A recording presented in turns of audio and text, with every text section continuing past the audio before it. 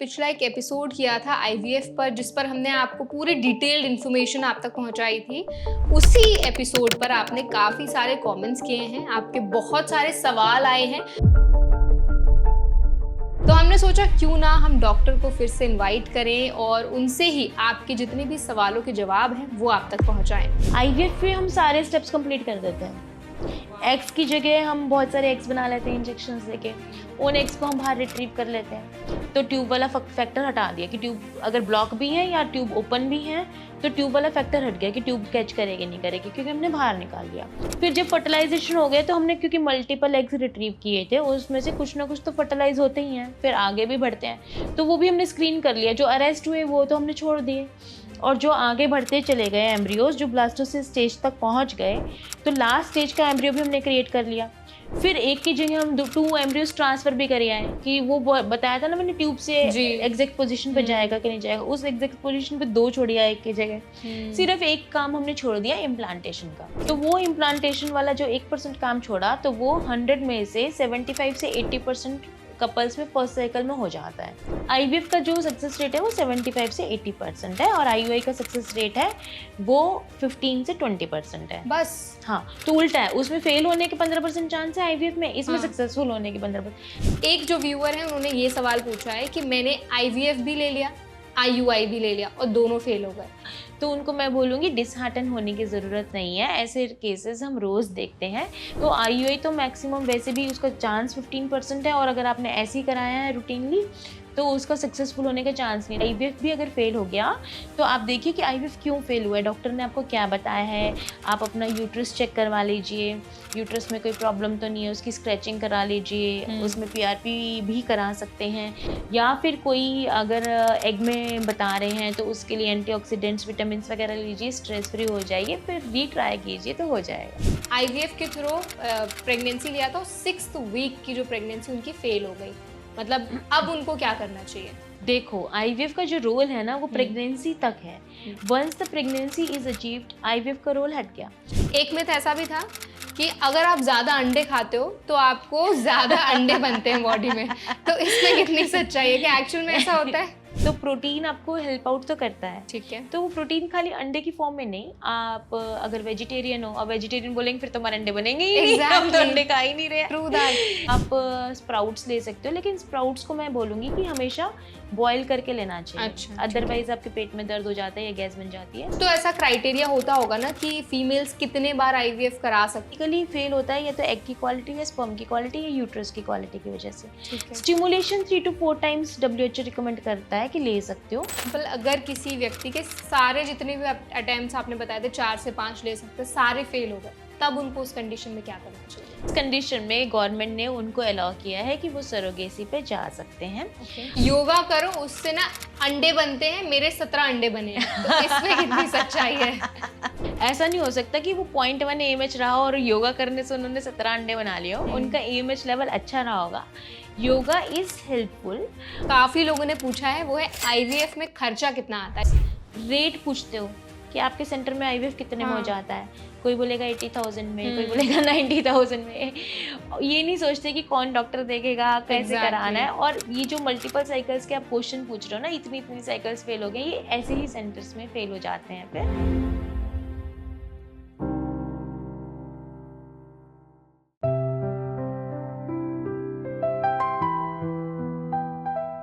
Hi, my name is Varsha Dubey, now watching NBT live. तो NBT live के आज के इस हेल्थ पॉडकास्ट सेशन में हम बात करने वाले हैं आईवीएफ की। हमने, अगर आपको याद हो तो पिछला एक एपिसोड किया था आईवीएफ पर, जिस पर हमने आपको पूरी डिटेल्ड इन्फॉर्मेशन आप तक पहुंचाई थी। उसी एपिसोड पर आपने काफ़ी सारे कमेंट्स किए हैं, आपके बहुत सारे सवाल आए हैं, तो हमने सोचा क्यों ना हम डॉक्टर को फिर से इनवाइट करें और उनसे ही आपके जितने भी सवालों के जवाब हैं वो आप तक पहुंचाएं। तो आज हमारे साथ मौजूद हैं डॉक्टर शोभा गुप्ता, आईवीएफ स्पेशलिस्ट हैं, और वो आज आपके जितने भी सवाल हैं उनके जवाब आप तक ज़रूर पहुंचाएंगे। डॉक्टर शोभा, आपका एक बार फिर से बहुत बहुत स्वागत है एनबीटी लाइव में। Thank you so much. So doctor, जैसे मैंने बताया कि हमने जो पिछला एपिसोड किया था आईवीएफ पर, उसको लोगों ने काफ़ी ज़्यादा अप्रिशिएट किया है, काफ़ी ज़्यादा पसंद किया है और लोगों के बहुत सारे सवाल भी आए हैं। उन्होंने बहुत, उनके जो कन्फ्यूजन्स हैं, क्वेरीज हैं, वो सारे हमें कमेंट्स में बताए हैं। तो हम एक एक करके ना आज उनके जितने भी सवाल हैं उनका जवाब जानने की कोशिश करेंगे।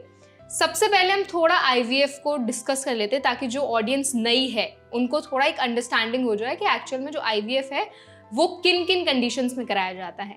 तो मेरा पहला सवाल आपसे यही रहेगा कि आईवीएफ कब कराया जाता है, क्या क्या कॉम्प्लिकेशंस अगर बॉडी में हैं या फीमेल में होते हैं तब आईवीएफ रिकमेंड किया जाता है।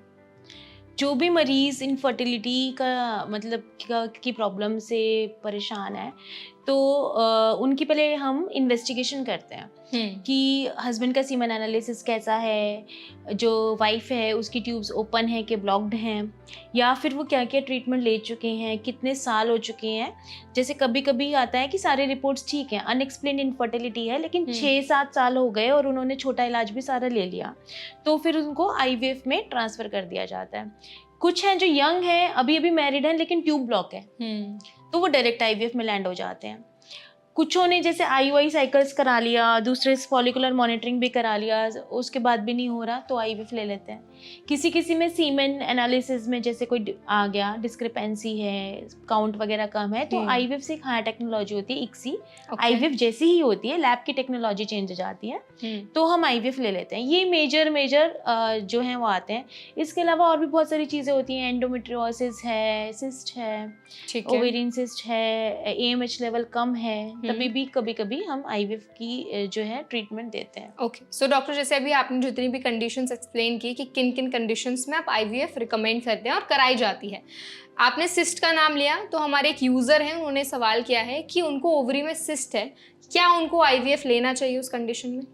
देखना ये पड़ेगा कि कितने साल से वो मैरिड है और बच्चा होने, सिस्ट की वजह से बच्चा नहीं हो रहा कि ओवेरियन सिस्ट किस चीज़ की है, एंडोमेट्रियोटिक सिस्ट है कि सिंपल सिस्ट है। सिंपल सिस्ट तो वैसे भी बन सकती है, जैसे एग रप्चर नहीं हुआ तो सिंपल सिस्ट बन जाती है और वो 1-2 महीने में मेडिसिन से ठीक हो जाती है और वो नेचुरल भी ट्राई कर सकते हैं। तो ट्यूब्स की कंडीशन भी देखनी पड़ेगी। कभी कभी है कि सिस्ट बहुत सालों से है, एंडोमेट्रियोटिक सिस्ट है, एग को इफेक्ट कर रही है, तो आईवीएफ लेना भी पड़ सकता है। तो सिस्ट कैसा है और कितनी ड्यूरेशन से है और कितने सालों से वो इनफर्टिलिटी का शिकार है, इस चीज़ पर डिपेंड करता है। ओके, सो डॉक्टर, अगर जैसे किसी को सिस्ट है ओवरी में और उन्होंने आईवीएफ ले लिया लेकिन आईवीएफ फेल हो गया उसके बाद, उस कंडीशन में क्या किया जाता है, क्यों फेल होता है फिर आईवीएफ? आईवीएफ फेलियर के बहुत सारे रीजन होते हैं, cyst is not the reason. देखना पड़ता है कि सिस्ट अगर एंडोमेट्रियोटिक सिस्ट है तो जैसे स्टडीज कहती हैं कि उससे एग की क्वालिटी इफेक्ट होती है। तो जब हम आईवीएफ करते हैं, जैसे हमने फर्स्ट साइकिल आईवीएफ की, तो हम देखते हैं कि एग्स की क्वालिटी कैसी थी। एग्स की क्वालिटी अच्छी थी, फिर एग और स्पर्म का कॉम्बिनेशन कैसा था, एम्ब्रियोज की क्वालिटी कैसी थी, उसकी ग्रेडिंग कैसी थी, मॉर्फोलॉजी कैसी थी और यूट्रस की स्थिति कैसी थी। तो उन सब कंडीशंस को देखने के बाद पता लगता है कि फेल होने का क्या रीज़न हो सकता है। ठीक है। और फिर उस रीज़न को हटाया जाता है, जो जहाँ पे भी हमें लगता है कि इस वजह से फेल हुआ होगा, उस रीज़न को रेक्टिफाई किया जाता है, नेक्स्ट टाइम पे सक्सेसफुल हो जाती है प्रेगनेंसी। ओके, सो जैसे अभी आपने डॉक्टर समझाया कि अगर हमें रीज़न पता चल जाए कि किस रीज़न की वजह से आईवीएफ फेल हो रहा है, तो आप अच्छे से उस कंडीशन को मैनेज कर सकते हैं। हमारी एक और यूज़र हैं जिन्होंने कॉमेंट किया है कि मैंने आईवीएफ कराया, पहली बार कराया फेल हो गया, दूसरी बार कराया, दूसरी बार भी फेल हो गया, अब उनके पास सिर्फ एक चांस बचा है, तो उनको क्या करना चाहिए इस सिचुएशन में? सबसे पहले तो ये देखना पड़ेगा, ये कोई गेम नहीं है कि 3 ही चांस मिलेंगे या 4 ही चांस मिलेंगे। और उन्होंने 2 बार स्टिमुलेशन लिया है कि second time frozen embryo transfer लिया है, स्टिमुलेशन कितनी बार हुआ ये, और फेलियर का रीज़न तो ढूंढना चाहिए। देखो उनके 2 चांस फेल हो गए तो इमोशनल बहुत ज़्यादा इफेक्ट हो जाता है पेशेंट, मॉनिटरी तो होता ही होता है और फिर रेस्ट करना पड़ता है, थोड़े बहुत इंजेक्शंस भी लेने पड़ते हैं, तो इमोशनली वीक हो जाता है। तो अगर 2 चांस फेल हो गए तो यूट्रस चेक करना चाहिए। हिस्ट्रोस्कोपिक एग्जामिनेशन होता है, उसमें हम यूट्रस को चेक करते हैं कि यूट्रस के अंदर तो कोई ऐसी इन्फ्लेमेशन, इन्फेक्शन तो नहीं है कि जिसकी वजह से इम्प्लांटेशन नहीं हो रहा। फिर सेकंड होता है कि फेलियर का रीज़न डॉक्टर ने ज़रूर बताया होगा कि एग की क्वालिटी इफेक्टेड है या एम्ब्रियो अच्छे नहीं बन रहे हैं या क्या है। कभी कभी सब कुछ अच्छा होता है और फेलियर का रीज़न समझ नहीं आता, तो फिर बात आती है जेनेटिक की, ठीक है। कि कुछ जेनेटिक या क्रोमोसोमल डिस्क्रिपेंसी तो नहीं है, तो उन केसेस में उनको अपना पीजीटी करा लेना चाहिए नेक्स्ट साइकिल से पहले, कि एम्ब्रियोज में कोई जेनेटिक प्रॉब्लम तो नहीं आ रही है। तो वो तो जहाँ पे जिस सेंटर में उन्होंने लिया है ना, या तो वो सेंटर बता सकते हैं कि क्वालिटी कैसी थी या कुछ, या फिर यूट्रस चेक करा लेना चाहिए। बहुत कॉमन है इंडिया में ट्यूबरक्लोर इन्फेक्शन, जो कि डिटेक्ट नहीं हो पाती, किसी भी टेस्ट में नहीं आती, बायोप्सी करा देते हैं लेकिन बायोप्सी में आती नहीं है। तो हिस्ट्रोस्कोपी जब हम करते हैं ना, तब हमको अगर जरा सा भी इन्फ्लेमेशन लगता है या वो है, तो एंटी ट्यूबरकुलर ड्रग्स भी बहुत ज़्यादा हेल्प करते हैं। आजकल क्या है कि पेशेंट ना नेट पे सर्च करेगा, फिर बोलेगा हमारी रिपोर्ट में तो नहीं आया, हम ये, पहले क्या होता था कि क्लिनिकली भी मेडिसिन स्टार्ट की जाती थी।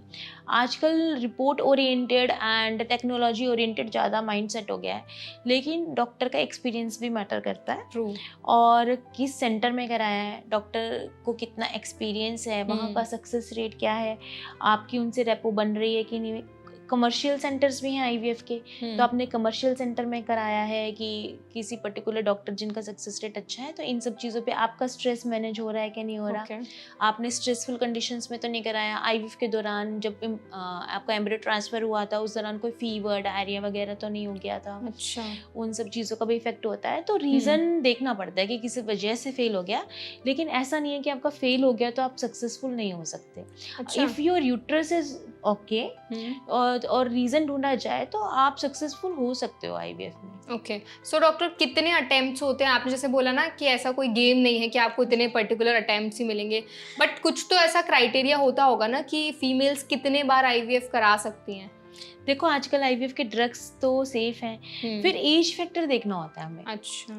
कि किस एज पे आईवीएफ हो रहा है और एग्स की क्वालिटी हैम्पर हुई होंगी कि नहीं होंगी। बेसिकली फेल होता है या तो एग की क्वालिटी या स्पर्म की क्वालिटी या यूट्रस की क्वालिटी की वजह से। Stimulation 3 to 4 times WHO recommend करता है कि ले सकते हो, और फ्रोजन एम्ब्रियो ट्रांसफर है उसको इतना वो नहीं करते, 3 या 4 बार स्टिमुलेशन ले सकते हो, और उसके अलावा फ्रोजन एम्ब्रियो ट्रांसफर तो ले ही सकते हो। उस अगर तो एक्स की क्वालिटी हैम्पर्ड है तो डोनर एक्स पे सजेस्ट करता है कई बार डॉक्टर, या स्पर्म ज़्यादा इफेक्टेड है तो एंटीऑक्सीडेंट्स का 3-4 महीने का कोर्स करा के ICSI morphologically selected sperm inject करके, इमसी एक टेक्नोलॉजी होती है, उससे सक्सेस रेट बढ़ाया जा सकता है। यूट्राइन रिसेप्टिविटी बढ़ाई जा सकती है।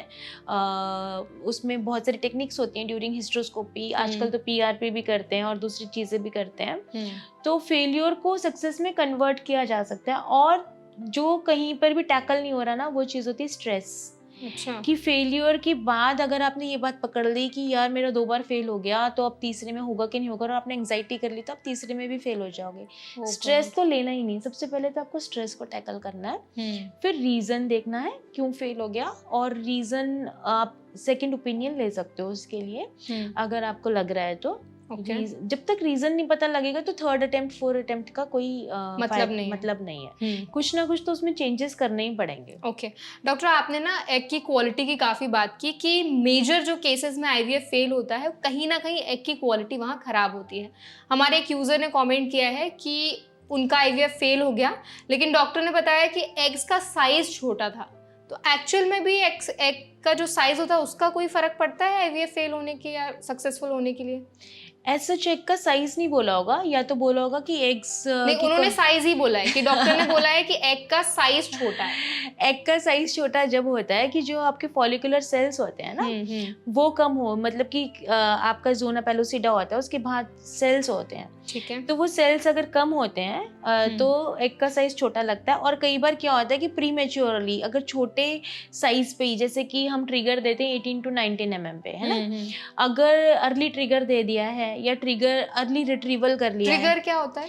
मतलब हमारी कॉमन जैसे कोड वर्ड है डॉक्टर्स का। अच्छा। मतलब कि जो last HCG injection, egg maturation का जो लास्ट इंजेक्शन है ना, वो हमने थोड़े छोटे साइज पे दे दिया है। अच्छा, मतलब कि 16-17 पे अगर हमने दे दिया है गलती से, या फिर पेशेंट का ही जो है उसके मतलब कि फॉलिकल्स में जो है कुछ ऐसा है कि एग्स छोटे बन के आ रहे हैं। एग्स ऐसे छोटे आते नहीं है। प्री मैच्योर एग्स जो होते हैं ना, मतलब जो मैच्योर एग्स नहीं होते, M2 स्टेज के एग्स नहीं होते, वो थोड़े छोटे दिखते हैं। तो वो प्री मैच्योर एग्स या तो जल्दी रिट्रीव हो गए हैं, या वैसे हो गए हैं, तो वो देखना पड़ेगा, रिपोर्ट्स में देखना पड़ेगा। कई बार पेशेंट को समझ नहीं आती, वो भी ऐसे लेमन लैंग्वेज में बोल देता है कि छोटे बताए हैं, हो सकता है कुछ और बताया हो डॉक्टर ने। ओके सो आई थिंक आपके इस स्टेटमेंट और आपके इस आंसर से जो हमारी ऑडियंस जिनका ये सवाल था उनको कहीं ना कहीं क्लैरिटी मिल गई होगी।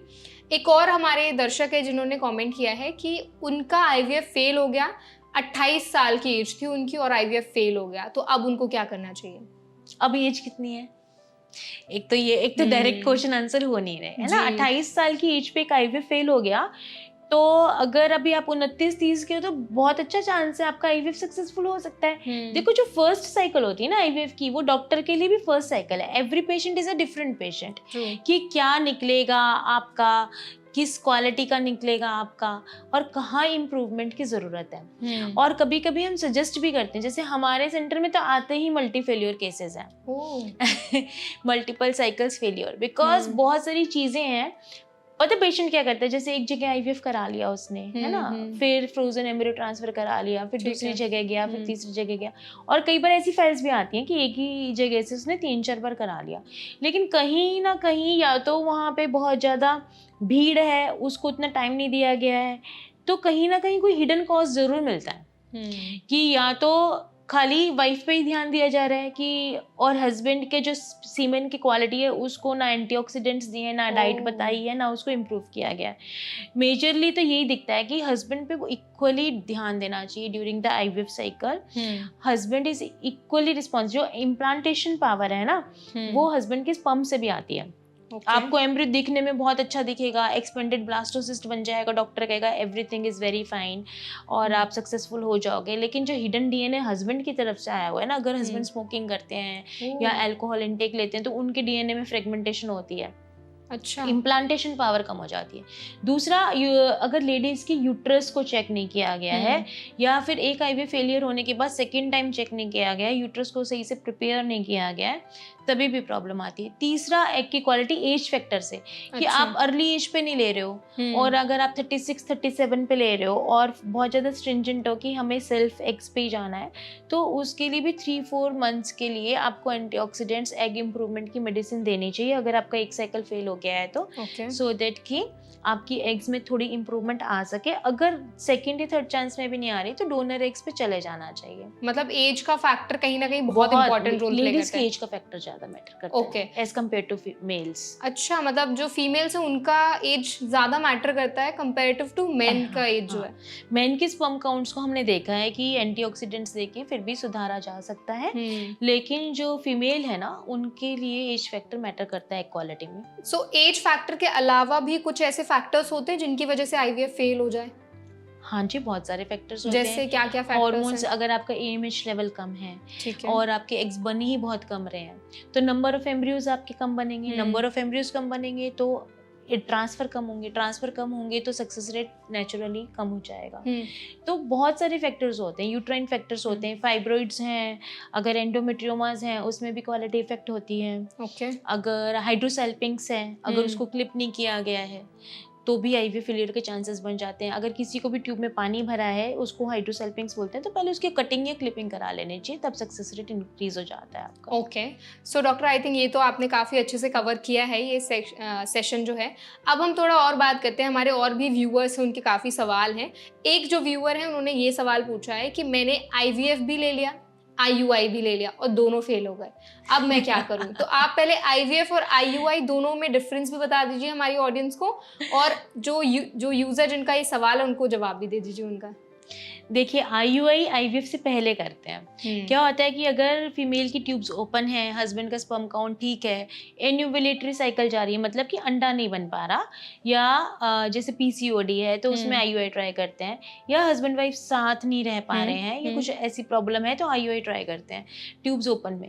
तो हम क्या करते हैं कि एग फॉर्मेशन की मेडिसिन देते हैं, फिर जब एग रिलीज हो रहा होता है तो हस्बैंड के जो स्पर्म है उसी को वॉश करके यूट्रस में ट्रांसफर किया जाता है। तो इस प्रोसीजर को बोलते हैं इंट्रा यूट्राइन इंसेमिनेशन। इंसेमिनेशन मतलब हस्बैंड के स्पर्म को हमने डाल दिया, उसमें क्या होता है जो स्पर्म्स है ना वो मोटाइल स्पर्म सेलेक्ट कर लिए जाते हैं और डेड स्पर्म्स जो है छोड़ दिए जाते हैं। अच्छा, ठीक है, इस प्रोसीजर को बोलते हैं आईयूआई। आईयूआई का सक्सेस रेट 15 to 20% पर साइकिल रहता है, क्योंकि नेचुरली भी 15 to 20% पर साइकिल चांस रहता है किसी भी लेडी का कंसीव करने का, अगर वो हस्बैंड के साथ अनप्रोटेक्टेडली रहती है तो। ठीक है, क्यों 15 to 20% रहता है? क्योंकि इसमें जस्ट हमने देख लिया कि एग बन के रप्चर हो गया और सीमेन डाल दिया। अब एग को ट्यूब ने कैच किया कि नहीं किया, वो बॉडी पे रह गया फीमेल की। ट्यूब्स को एग ने कैच कर लिया तो स्पर्म जाके हिट करा नहीं करा, ये भी बॉडी पे रह गया। स्पर्म हिट कर गया तो उसमें डिवीजन हुआ कि नहीं हुआ, डिवीजन हो गया तो वो ब्लास्टोसिस्ट तक कन्वर्ट हुआ कि नहीं हुआ, कन्वर्ट हो गया तो वो वहाँ पे जहाँ पे चिपकना था वहाँ जाके चिपक गया कि नहीं चिपक गया। Everything is left on the female body. अच्छा, तो ये और पर साइकिल जैसे हम नेचुरल भी अगर रिलेशन बनाते हैं कोई भी हस्बैंड वाइफ, तो पर साइकिल ही 6-7 स्टेप्स होते हैं। तो पर साइकिल प्रोबेबिलिटी रहती है कि 100 में से 15% फीमेल्स इस मंथ कंसीव हो जाएंगी अगर अनप्रोटेक्टेडली वो हस्बैंड के साथ रही हैं, उनकी ट्यूब्स ठीक है और हस्बैंड के सीमेन ठीक है। क्योंकि 7 स्टेप्स कंप्लीट हो जाएंगे, उसकी प्रोबेबिलिटी 15% है। ठीक है, अब आते हैं हम आईवीएफ पे। आईवीएफ पे हम सारे स्टेप्स कंप्लीट कर देते हैं। एग्स की जगह हम बहुत सारे एग्स बना लेते हैं इंजेक्शंस देके, उन एग्स को हम बाहर रिट्रीव कर लेते हैं। तो ट्यूब वाला फैक्टर हटा दिया कि ट्यूब अगर ब्लॉक भी है या ट्यूब ओपन भी है तो ट्यूब वाला फैक्टर हट गया कि ट्यूब कैच करेगी नहीं करेगी, क्योंकि हमने बाहर निकाल दिया। उसके बाद हमने हस्बैंड के सीमेन के साथ उनको मिक्स कर दिया, तो ये वाला फैक्टर भी हटा दिया कि स्पर्म एग तक पहुंच पाएगा, उस ट्यूब में पहुंच पाएगा कि नहीं पहुंच पाएगा, क्योंकि हमने डिश में वो डाल दिया उस एनवायरनमेंट में। फिर जब फर्टिलाइजेशन हो गया तो हमने क्योंकि मल्टीपल एग्स रिट्रीव किए थे, उसमें से कुछ ना कुछ तो फर्टिलाइज होते ही हैं, फिर आगे भी बढ़ते हैं, तो वो भी हमने स्क्रीन कर लिया। जो अरेस्ट हुए वो तो हमने छोड़ दिए, और जो आगे बढ़ते चले गए एम्ब्रियोज, जो ब्लास्टोसिस स्टेज तक पहुंच गए, तो लास्ट स्टेज का एम्ब्रियो भी हमने क्रिएट कर लिया। फिर एक की जगह हम 2 एम्ब्रियोज ट्रांसफर भी कर आए कि वो बताया था ना मैंने ट्यूब से एग्जैक्ट पोजीशन पे जाएगा कि नहीं जाएगा, उस एग्जैक्ट पोजीशन पे 2 छोड़ दिया एक की जगह। सिर्फ एक काम हमने छोड़ दिया इम्प्लांटेशन का। ओके, तो 99% काम हो गया आईवीएफ में, और 1% काम रह गया इम्प्लांटेशन वाला। तो वो इम्प्लांटेशन वाला जो 1% काम छोड़ा, तो वो 100 में से 75 से 80% कपल्स में फर्स्ट साइकिल में हो जाता है कि इम्प्लांट भी हो जाता है। फर्स्ट साइकिल कितना टाइम पीरियड का होता है? 15 से 20 डेज का, 15 से 20 दिन का। ठीक है, ठीक है। तो आईवीएफ का जो सक्सेस रेट है वो 75 से 80% है, और आईयूआई का सक्सेस रेट है वो 15 से 20% है बस। हाँ, तो उल्टा है, उसमें फेल होने के 15% चांस है आईवीएफ में, इसमें सक्सेसफुल होने के 15%। लेकिन मनी में बहुत ज्यादा मॉनेटरी डिफरेंस बहुत है। अच्छा, आईवीएफ ज्यादा महंगा होता है? आईयूआई आईवीएफ महंगा होता है, उसमें सक्सेस रेट ज्यादा है। उसमें ज्यादा काम करना पड़ता है, स्टेप्स कंप्लीट करने पड़ते हैं। लेकिन इनिशियली जैसे किसी की एन्युवलेटरी साइकिल है या पीसीओडी पेशेंट है, ट्यूब्स ओपन है, तो आईयूआई ही ट्राई करना चाहिए। यंग एज पे आईयूआई ही 1, 2 या 3 साइकिल मैक्सिमम ट्राई करना चाहिए। ठीक है, तो उनके पहले आईयूआई फेल हो गया, फिर वो बोल रहे हैं कि उनका आईवीएफ भी फेल हो गया। तो उनको मैं बोलूंगी डिसहार्टन होने की जरूरत नहीं है, ऐसे केसेस हम रोज देखते हैं। मैटर करता है कि आपने कहाँ से आईयूआई लिया है। आईयूआई तो ज्यादातर पेशेंट आईवीएफ स्पेशलिस्ट के पास आते ही नहीं है। अच्छा, नॉर्मल डॉक्टर के पास चले जाते हैं और वहीं से कहीं किसी लैब से सीमेन वॉश करा के वो डलवा लेते हैं। तो आईयूआई तो मैक्सिमम वैसे भी उसका चांस 15% है, और अगर आपने ऐसे ही कराया है रूटीनली तो उसका सक्सेसफुल होने का चांस नहीं है, तो डिसहार्टन होने की जरूरत नहीं है। और आईवीएफ भी अगर फेल हो गया तो आप देखिए कि आईवीएफ क्यों फेल हुआ है, डॉक्टर ने आपको क्या बताया है। आप अपना यूट्रस चेक करवा लीजिए, यूट्रस में कोई प्रॉब्लम तो नहीं है, उसकी स्क्रैचिंग करा लीजिए, उसमें पीआरपी भी करा सकते हैं, या फिर कोई अगर एग में बता रहे हैं तो उसके लिए एंटीऑक्सीडेंट्स विटामिन वगैरह लीजिए, स्ट्रेस फ्री हो जाइए, फिर रीट्राई कीजिए तो हो जाएगा। तो कंसीव हो जाएगा ना उनका? हो जाएगा। अच्छा, ठीक है। सो डॉक्टर, आई थिंक जो सवाल का आपने जवाब दिया है हमारे यूजर को अच्छे से उनका आंसर मिल गया होगा। अब हम हमारी जो नेक्स्ट व्यूअर हैं उनके सवाल पर आते हैं। तो हमारी एक और व्यूअर है, उन्होंने एक सवाल पूछा है कि उन्होंने आईवीएफ के थ्रू प्रेगनेंसी लिया था, 6th वीक की जो प्रेगनेंसी उनकी फेल हो गई, मतलब अब उनको क्या करना चाहिए? देखो, आईवीएफ का जो रोल है ना वो प्रेगनेंसी तक है। Once the pregnancy is achieved, IVF का रोल हट गया। उसके बाद आता है कि आपका जो सपोर्ट सिस्टम है, आईवीएफ के बाद 3 मंथ्स तक डॉक्टर ना सपोर्ट सिस्टम देते हैं, कुछ एक्स्ट्रा सपोर्ट सिस्टम देते हैं कि अगर कोई हार्मोन्स जो हैं वो बाहर से देते हैं कि उन हार्मोन्स की डेफिशिएंसी की वजह से प्रेगनेंसी फेल ना हो। ठीक है। तो आपने अगर वो सपोर्ट सिस्टम अच्छे से लिया है तो, और 6 वीक्स की प्रेगनेंसी फेल हो गई है, तो यूट्रस का कोई रीज़न हो सकता है कि यूट्रस में कोई इन्फेक्शन, इन्फ्लेमेशन हो, या फिर कोई ऑटोइम्यून कारण हो जिसकी वजह से वो प्रेगनेंसी रिजेक्ट हो गई, बेसिकली मिस्ड अबॉर्शन हुआ। तो उसमें डिसहार्टन होने की ज़रूरत नहीं है, उसको भी रेक्टिफाई किया जा सकता है। या फिर कभी कभी क्या होता है कि एम्ब्रियो में डिफेक्ट होता है, अच्छा। कि क्रोमोसोमल एबनॉर्मलिटी हो वाला एम्ब्रियो चिपक गया हो, तो उसको बॉडी ने वहीं रेस्ट्रिक्ट कर दिया हो। तो नेक्स्ट टाइम जो एम्ब्रियो बनेगा वो चिपकेगा, पहले आप यूट्रस जरूर चेक करा लो अपना कि ये किस वजह से हुआ है, और थोड़ा सा जो इन्फेक्शियस प्रोफाइल होती है ना उसको चेक करा लीजिए, और एज फैक्टर देख लीजिए। अगर आपकी एज यंग है तो आपको पीजीटी वगैरह जाने की जरूरत नहीं है। नेक्स्ट टाइम जब आप प्रेगनेंसी लोगे, यूट्रस चेक करा लोगे, इन्फेक्शंस वगैरह ठीक कर लोगे, तो आईवीएफ सक्सेसफुल हो जाएगा आपको। और अगर आपकी एज ज़्यादा है तो क्रोमोसोमल डिफेक्ट आने का चांस है, तो अगली बार जो एम्ब्रियो डलवाओ उसका आप पीजीडी करा लो कि एम्ब्रियो में कोई डिफेक्ट तो नहीं है, उसके बाद अगर आप लोगे तो आप सक्सेसफुल हो जाओगे। ओके। सो डॉक्टर, जब हम आईवीएफ की फेलियर की बात करते हैं, मोस्टली आईवीएफ के केसेस किस मंथ पर फेल होते हैं? ऐसा भी कुछ होता है कि पर्टिकुलर कुछ वीक्स हैं या मंथ्स हैं वहाँ पर फेल होते हैं केसेस? नहीं, वो तो प्रेगनेंसी आ गई तो आईवीएफ का रोल हट गया। अच्छा। उसके बाद रोल आता है आपका यूट्रस का, इसका। अगर वंस द प्रेगनेंसी अचीव्ड और आपकी हार्ट बीट आ गई 6 वीक्स की, तो आईवीएफ का उसमें रोल नहीं है, फिर वो वैसे ही चलेगी जैसे कि आपकी बाकी नेचुरल प्रेगनेंसी है। उसके बाद अगर कोई डिस्क्रिपेंसी आ रही है तो वो बॉडी की डिस्क्रिपेंसी है, वो आईवीएफ की वजह से नहीं है। तो फिर हमें देखना पड़ेगा कि इनकी बॉडी में यूट्रस वीक है, कितने मंथ्स की प्रेगनेंसी, कहाँ पे क्या हो रहा है, सर्वाइकल इनकॉम्पिटेंस है, क्या है, वो अदर रीजन से होता है। आईवीएफ का उसमें रोल हट जाता है प्रेगनेंसी अचीव होने के बाद। ओके। सो डॉक्टर, एक और हमारी यूजर हैं जिन्होंने सवाल पूछा है कि उनको कॉर्नल ब्लॉकेज है और पीसीओएस भी है, तो उनको क्या करना चाहिए? देखिए, कॉर्नल ब्लॉकेज का मतलब हो गया उनकी ट्यूब्स ब्लॉक है ना, ठीक है।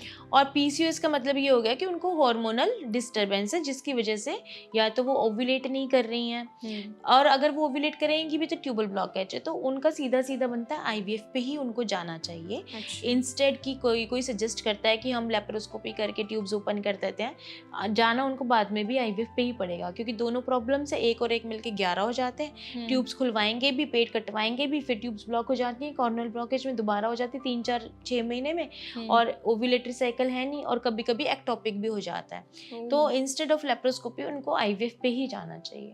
ओके। सीधा सीधा रास्ता है, आराम से कंसीव कर जाएंगे। अच्छा, तो डॉक्टर अभी ना आपने ट्यूब ब्लॉकेज की बात की, तो और भी कुछ ऐसे ट्यूब में डिसऑर्डर्स होते हैं जिनकी वजह से प्रेगनेंसी में कॉम्प्लिकेशंस आ सकते हैं?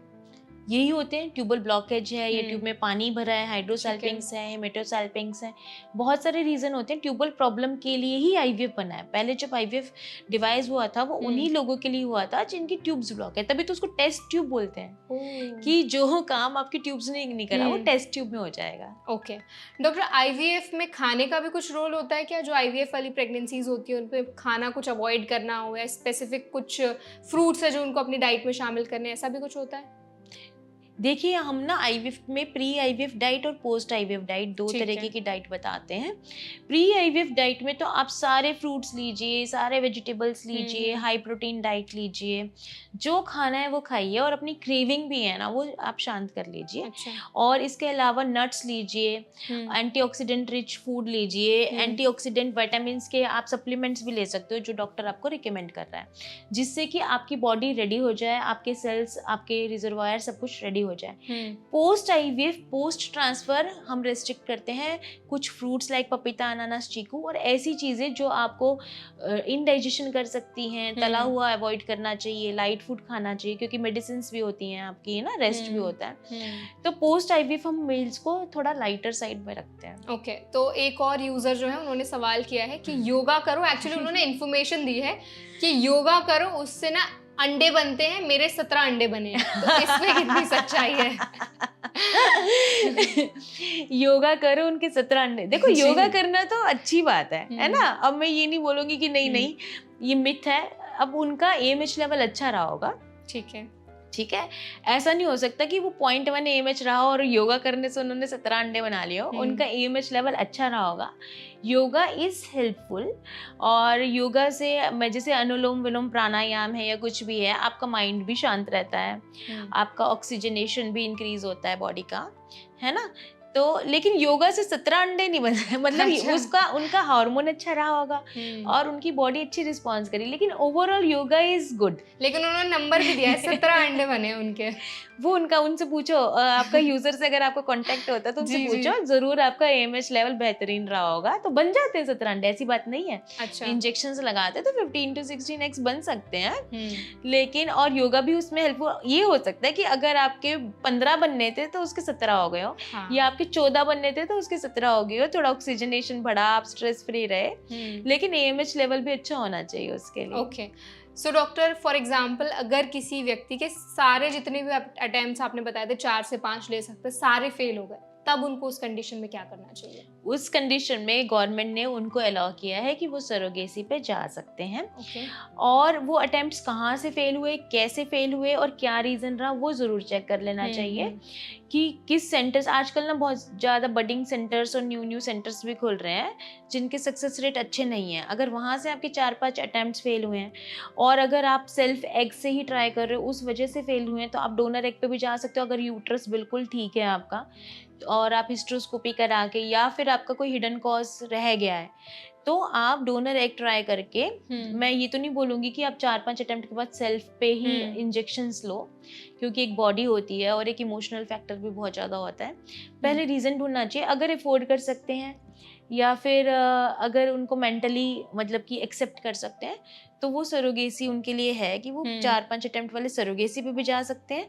और फिर रीज़न ढूंढना पड़ेगा कि अगर सेल्फ ही ट्राई किया है और यूट्रन रीज़न किसी ने नहीं ढूंढा है, अभी तक कोई मेडिसिन नहीं दिए हैं, तो एक ट्राई सेल्फ मतलब डोनर एग्स के साथ खुद पे भी ले सकते हैं या सरोगेसी पे जा सकते हैं। डॉक्टर, सरोगेसी का आपने नाम लिया, थोड़ा सा ना एक्सप्लेन करिए कि सरोगेसी का क्या प्रोसेस रहता है और किन किन लोगों के लिए आइडियल रहता है सरोगेसी?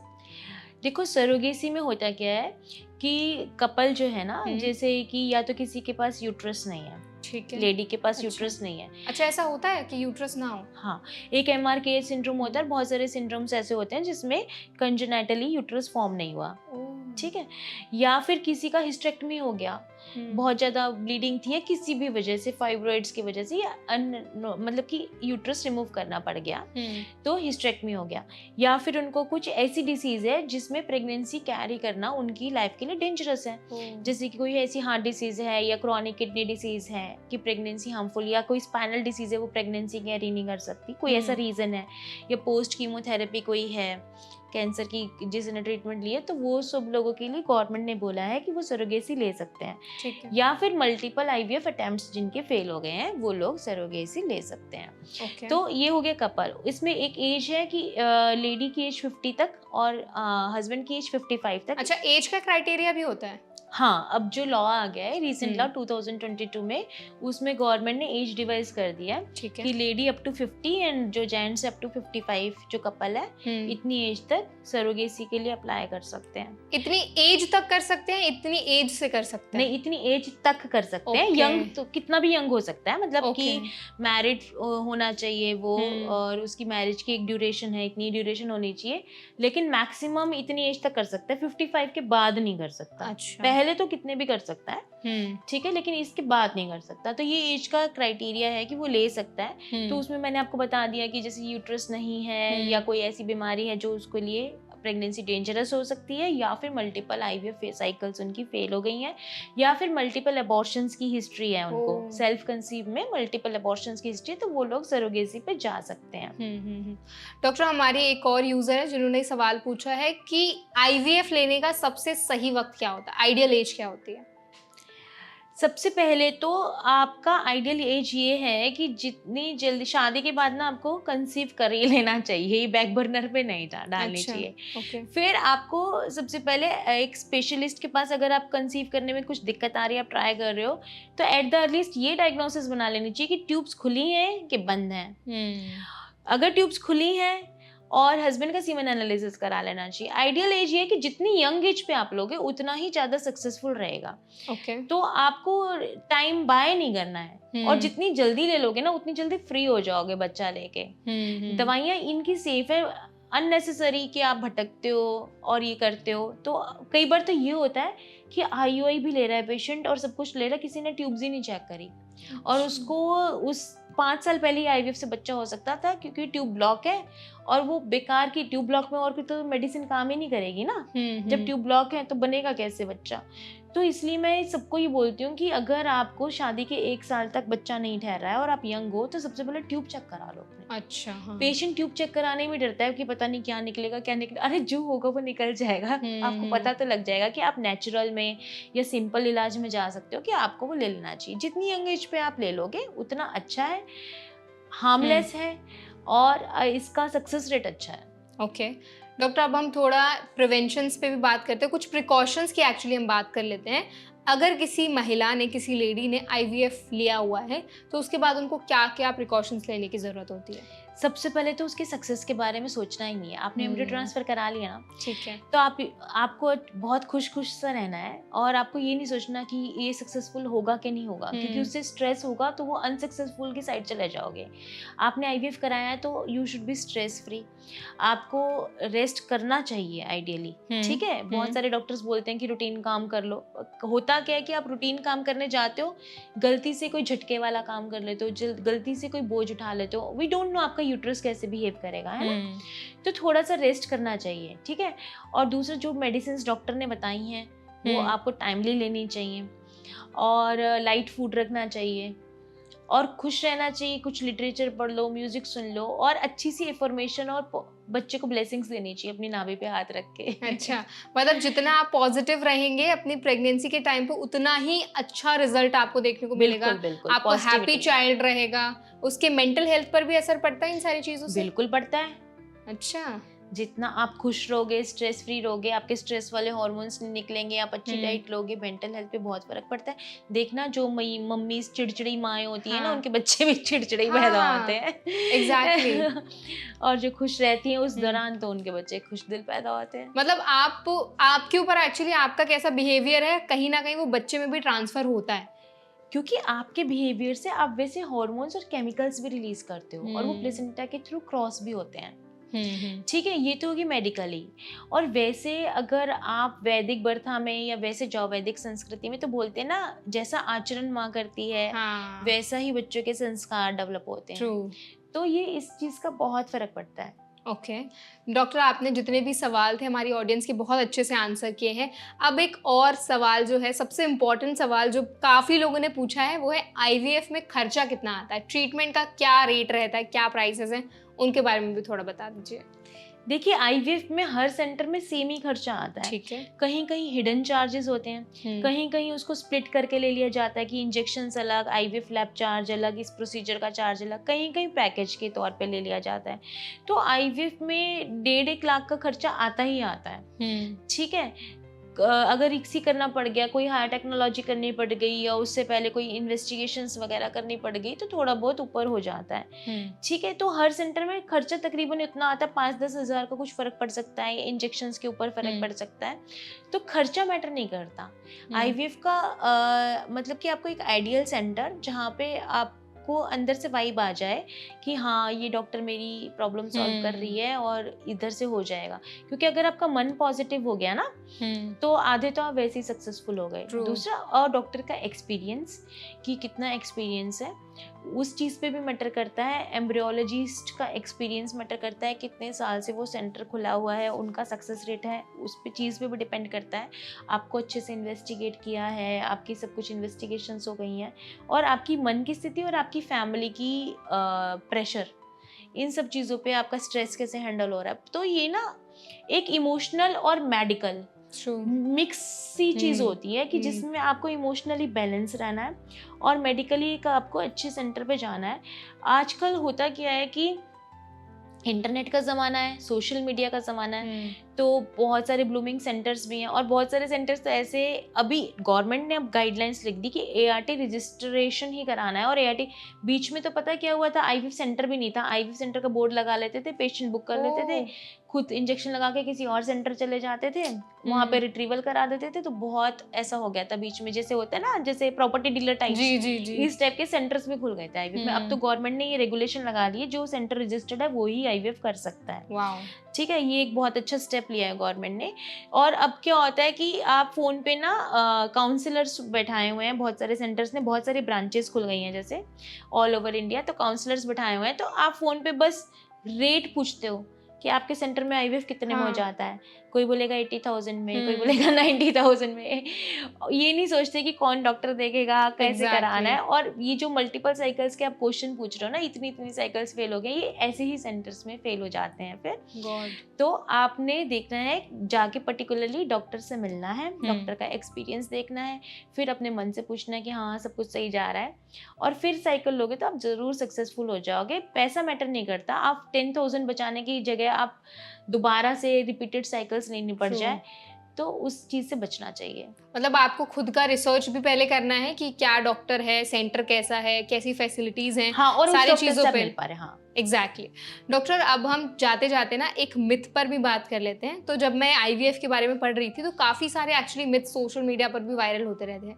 एक मिथ ऐसा भी था कि अगर आप ज़्यादा अंडे खाते हो तो आपको ज़्यादा अंडे बनते हैं बॉडी में। तो इसमें कितनी सच्चाई है कि एक्चुअल में ऐसा होता है?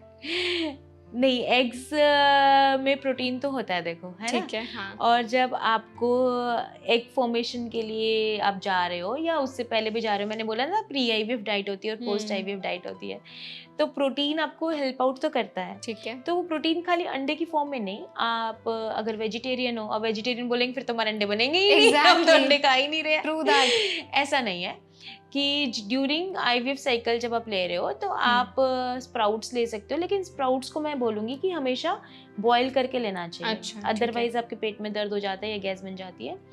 तो आप हाई प्रोटीन डाइट ले सकते हो ड्यूरिंग स्टिमुलेशन, तो उससे आपको हेल्प आउट होती है। दूसरा, एग की क्वालिटी, जैसे आपने मल्टीपल फेल्यूर्स के अभी डिस्कशन किया, तो मैं उसमें बताना भूल गई थी कि आपको अपने विटामिन लेवल जरूर चेक करा लेने चाहिए। कभी कभी विटामिन डी या B12 और इन सब की डेफिशिएंसी या जिंक की डेफिशिएंसी से भी इम्प्लांटेशन या गैमेट्स की क्वालिटी अच्छी नहीं बनती है। तो इनको, हमारे सेंटर में तो रूल है, जो पेशेंट आया हम उसको विटामिन डी लगा ही देते हैं। क्योंकि इंडिया में 99%, अब मैं आपका चेक कराऊंगी ना, आपका भी कम पाएगा, पता है? अच्छा। क्योंकि आप इंडोर एक्टिविटी करते हैं, फिर आप सनस्क्रीन लगाते हैं कि आप काले ना हो जाओ। ट्रू। विटामिन डी तो मिलता नहीं है बॉडी को। कल आप चेक करा लें। बिल्कुल, मैं कराती हूँ। और मैं तो अपने बच्चों को और खुद भी विटामिन डी रूटीनली हम लोग ले लेते हैं, क्योंकि कमी आता है। कैप्सूल्स लेते हैं आप या फिर डाइट में कुछ ऐसी देखो, विटामिन डी हमेशा चेक करा के लेना चाहिए। अच्छा। क्योंकि अगर आप, विटामिन डी एक ऐसा विटामिन है, उसकी हाइपर विटामिनोसिस भी हो जाती है, तो आपको 3 से 6 महीने में चेक करा लेना चाहिए। कम जा रहा है तब सैशे भी ले सकते हो, कैप्सूल भी ले सकते हो और इंजेक्टेबल भी ले सकते हो। ठीक। तो विटामिन डेफिशिएंसी भी रेक्टिफाई अगर आप करा ले तो आपका सक्सेस रेट अच्छा हो जाता है। ओके। तो डॉक्टर शोभा, आज आपने हमें और हमारी ऑडियंस को उनके जितने भी सवाल थे बहुत अच्छे से आंसर किए हैं, और आई एम श्योर जो भी ऑडियंस जिनके सवाल थे उनको काफ़ी क्लैरिटी मिल गई होगी।